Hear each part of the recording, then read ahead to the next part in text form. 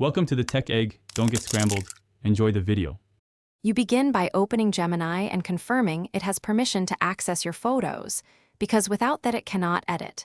Next, pick the image and immediately duplicate the original to preserve a copy. Then zoom into the area you want to delete and pick the Delete or Remove tool.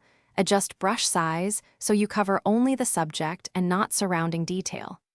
Once done, lightly paint over the object.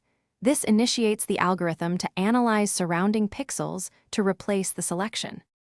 Now refine the removal. You switch to Edge Aware or the Refine brush to handle tricky edges like hair, glass, or reflections, because the algorithm needs guidance where pixels transition.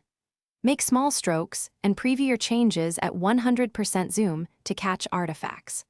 Alternate between larger brushes for broad fills and tiny brushes for fine detail. This balances texture blending. If the removal creates odd patches, use Undo/Redo and the History slider to compare versions. Finish by evaluating the whole image at normal viewing distance to ensure the edit reads naturally.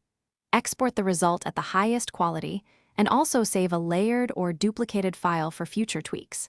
If you see artifacts, try sampling different surrounding patches or use the clone stamp carefully to recreate missing texture.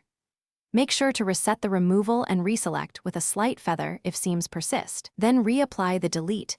This often resolves haloing or repeated artifacting. Finally, compare before and after to confirm success.